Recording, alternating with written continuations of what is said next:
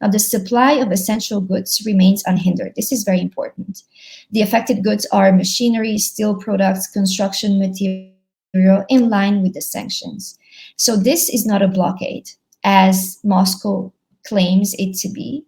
The language coming out of Moscow has been that this is a hostile action, unilateral, individual and additional measure taken by Vilnius against Kaliningrad. But in fact, this is disinformation.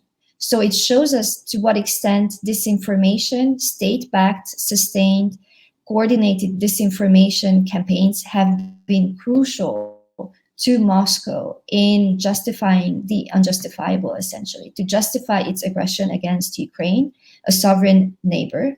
Russia has threatened action against Lithuania, saying that it must protect its national interests. Is Lithuania prepared? Well, Lithuania, just as Latvia and Estonia, all three Baltic countries depend on Russia for stable power supplies. According to Lithuanian officials, Lithuania is preparing in case there is a blackout caused by Russia.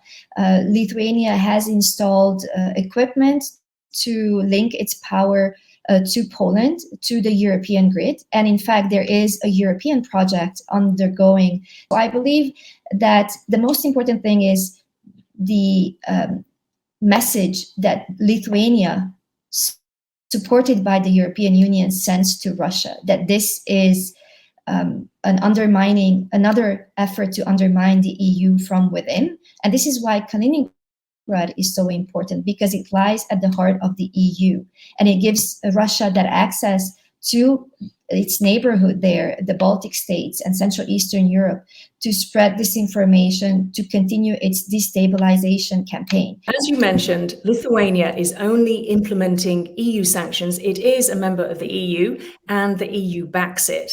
What can the EU do to stop escalation? The EU's member states have understood that there is a new geostrategic, geoeconomic, geopolitical reality that the EU needs to adapt to. We do see an awareness and we do see an understanding in the EU that no more time can be wasted when it comes to acting together, to protecting its interests, also to securing its neighborhood. So going forward, standing with Lithuania in solidarity, and physically supporting any country within the EU that faces coercion from Russia or from China is important. Because what we see right now with threats coming out of Moscow is essentially telling us that Moscow does not refrain from any attempt to weaponize, either if it's to weaponize information, gas, oil, electricity, any means that it can to undermine the EU further.